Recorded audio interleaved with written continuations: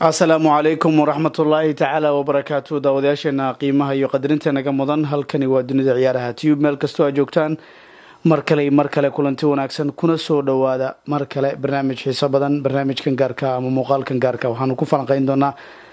isku aadka wareega 16 oo la sameeyay koobka UEFA Champions League dabcan muddo ayaanu dabcan sugaynay maalmo dhan ayaanu lahayn ya isku aadi doona koox kasta waxay rajaynaysaa in koox fudud ay hesho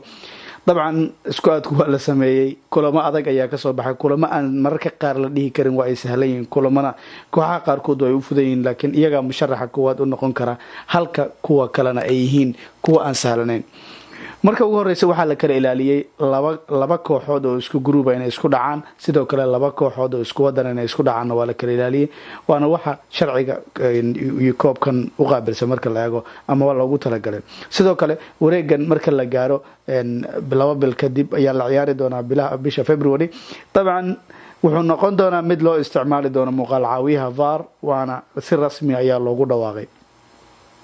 warqadii ugu horeysa la soo bixiyay waxay ahayd Schalke oo iyadu reer Jarmal waxay ku aaday kooxda kubadda cagta Manchester City dabcan mid baan u falanqayn doonaa laakiin haddii aanu ku hormarno sida jadwalku uu ahaa Schalke waxay ku aaday Manchester City Athletic Madrid waxay ku aaday Juventus oo kamida dabcan kulan sahlanayna Manchester United waxa loo dhiibay kooxdii ahayd PSG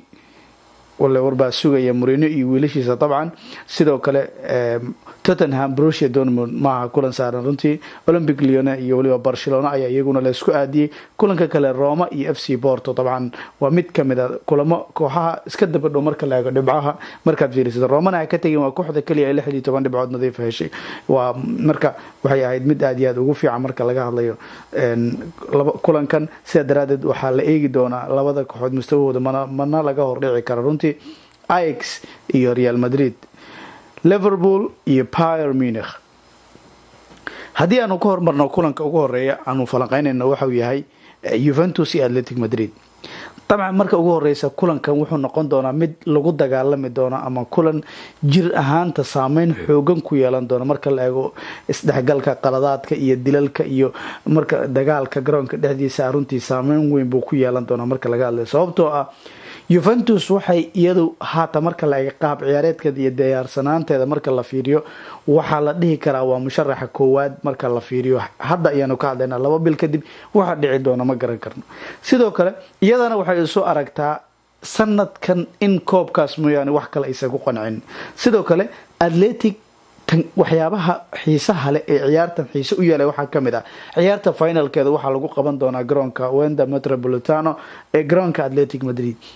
Madrid marka waxa ka go'an si kastaba inay final ka gaarto ugu yaraan meel wanaagsan ay gaarto marka waa mid kamid ah kulamada ugu xiisaha badan ee saameynta yeelan doona isla markaana saameynta u yeeli doona marka la eego qaabka iyo waliba sida ay noqon doonto marka la fiiriyo kulankan adag ee cid gudbi lahayd okay kulankaasi aad buu u xiiso noqon yeelan doona saanu sheegnay mana sahlana Tottenham iyo Borussia Dortmund طبعا Tottenham markaanu fiirino maaha mid musharaxa marka la eego ama horyaalka Premier League maanta inay ku guuleystaan musharax maaha ama kaalmaha ugu sareeya labaad ama koowaad ma ku jiraan laakiin markaanu fiirino waa awood muuqata waa awood aan sahlanayn marka la fiiriyo mana la iska indhatiri karo sidoo kale Borussia Dortmund waxay hogaaminaysaa horyaalkeeda waxay awood kaga sarmartay marka la eego Bayern Munich sida daraadeed waxay keenaysaa marka in kulankan uu yahay mid isku dheelitiran oo 50-50 ah ama konton oo aan la dhihi karin dabcan midba ayaa la siin kara sababtoo ah wax walba ayaa dhici kara waana suuragal midkood maaragtay labada kooxood in ay awoodooda muujiyaan marka kulankan waxaan u dhigi doonaa isagana markaanu fiirino marka la gaaro bilaha aanu sheegnay hadii February insha Allah Schalke iyo Manchester City soo hortay Schalke iyo Manchester City runtii Manchester City waqti qurux badan bay ku jirtaa waxa la dhihi karaa kulankan waa mid maaragtay la go'aamiyo oo kale waayo marka aanu ka hadlayno marka falanqaynayno iyo ma koox markaan dhahayno kooxdaas ayaa musharaxa koowaad kama dhigna hadda waxaan ka hadlaynaa waqtiga la taagan yahay laakiin laba bil kadib waxa dhici doona dhaawacyo iman kara dhibaatooyin baa iman kara kooxda ku habsan kara marka laakiin markaanu fiirino xaaladda Schalke ay ku jirto inkastoo aysan xumayn aad u xumayn laakiin ku awood maaha Manchester City sida daraadid musharaxa koowaad waxa noqonaysa Manchester City markaanu fiirino kulanka kale ee Olympic Lyon ee Barcelona Olympic Lyon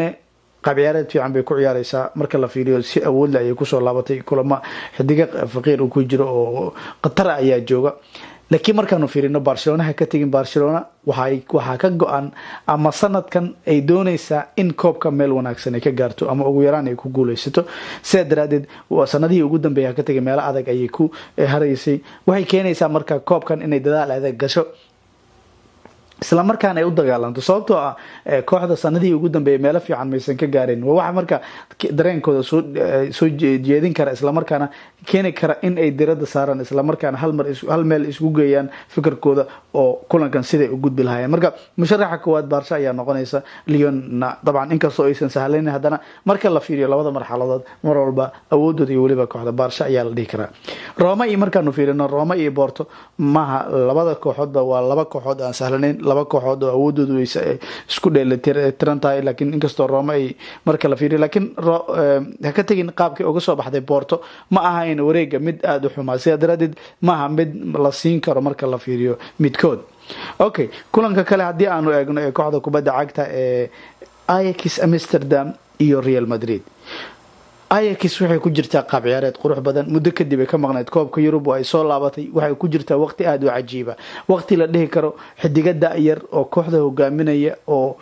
bandhig cajiiba soo muujinaya isla markaana garoomada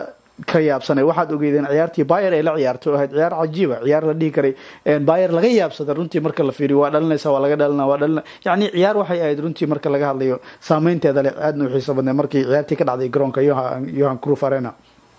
laakiin ha ka tagin Real Madrid waa Real Madrid waayo xaamilo laqabkii koobkan xidiga khibrada badan dabcan xidigahan waa daayireen Ajax laakiin khibrada door weyn bay ku leedahay Real Madrid mar walba always dabcan waa Real waayo markaanu fiirino xidigaha meesha jooga iyo xidigaha dabcan inkastoo xaaladda hadda Real Madrid ay dhibaato ku jirto marka laga hadlayo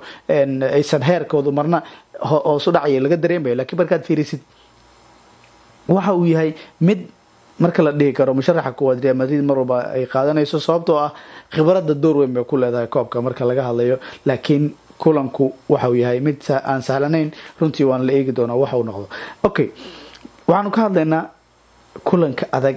ee PSG iyo waliba Manchester United iyadoo kulanka kale ee finalka uu dhiman yahay laakiin PSG iyo Man United waa mid kamid ah kulamada ugu adag marka la eego dabcan marka la fiiriyo Champions League wareegan hadii aniga ahaan la yiraahdo isbuucan ayaa la ciyaaraya kulankaasi waxa iswajahaya PSG Manchester waxaan qabaa ani ahaan aan sharaxi lahaa ima dhici karta in PSG ay soo baxayso isbuuca marka la fiiriyo waayo xaaladda Manchester United xilligan ay ku jirto ma aha mid aad u qurux badan sababtoo ah yani maamulka mushkilad ayaa ka dhex taagan iyo tababaraha ciyaaryahanada mushkilad ayaa ka taagan qolka labiska xaaladiisa gacanta kuma jirto يعني kulankii ka tusaale qaada kulankii xalay ee Liverpool runtii aad ay u liidatay marka la fiiriyo United koox iyo koox la'aan ayaa ka dhacday waayo garoonka hal koox ayaa ku jirtay 36 shoot ayaa lagu shuday kooxii ahayd gool ka badan ayaa looga adkaan kar lahaa qaab ciyaareed kubad xitaa maysan ciyaarin goolka ay dhalisay wuxuu ahaa mid nasiib ma aragtay uu kubada qalad uu galay qalad gool hayaa uu qalday kama hadlayno nasiibka sako goolka qaladka ayaa galay Alisson laakiin markaanu fiirino اسبوعا hadii la ciyaarayo PSG ayaa soo bixi karta musharaxa kuwad la siin karaa laakiin laba bil kadib waxa dhici doona cidna ma garan karto waxa dhici karta Manchester United inay maamulka bedesho in tababaraha la ciiriyo in dhiig cusub kooxda la keeno suuqa kaliibsiga ayaa furmaya waxa sharcigan waa loo ogol yahay dhiig cusub markay yimaadaan Sanchez ayaa u soo noqon kara yani kooxdu difaaciye ay doonaysaa waxa dhici karta kooxdu inay isbedesho xaaladeedu in ay noqoto laba bil kadib laakiin isbuucan hadii la yiraahdo akid PSG ayaa leh marka la fiiriyo qaab ciyaareedka iyo qaabkay u ciyaarayso mana sahlana marka la fiiriyo kulanka laakiin waxa dhici doon bilahaas kadib lama garan karo PSG dhaawacyo ayaa haleelan kara waa iyagana taasoo kale Manchester waa haleeli kara waayo waqti adag ayaa la galaya sida daraadeed lagama hor dhici karo laakiin hadda marka la fiiriyo PSG ayaa awood fiican marka la fiiriyo qaab ciyaareedkan laakiin Manchester ma walba Manchester way aanaysa waayo khibrad koobkan bay u leedahay dad kama taagna PSG khibradeedeeda waa sanadkii hore Real Madrid laakiin Real Madrid ha ka tagin xidigaha ay haysteen uu hogaaminaya Don Ronaldo kulanka Liverpool iyo waliba Bayern Munich waa mid kamid ah kulanka ugu adag ayaa la dhihi karaa sababtoo ah waa kulanka aad ugu xiisaha badan marka la fiiriyo wareegan iyo qaab ciyaareedkiisa iyo gudaha marka la fiiriyo sababtoo ah kulankan waa mid kamid ah kan ugu xiisaha badan marka laga hadlayo qaab ciyaareedka iyo waliba labada kooxood xaaladda hadii ku jirto hadaan ka hadalno Bayern xaalad adag ayay ku jirtaa sababtoo ah markaad fiirisid ciyaaryahanada badankood hoos u dhac ayaa laga dareemay Neuer maaha Neuerkii la yaqaanay sanado ama 2 sano kahor marka la fiiriyo sidoo kale Boateng dhaawac ka soo laabtay sidoo kale waa dhibaato ay ku jiraan horyaalka waa laga horeeyaa Borussia Dortmund oo isku awoodayeen isla markaana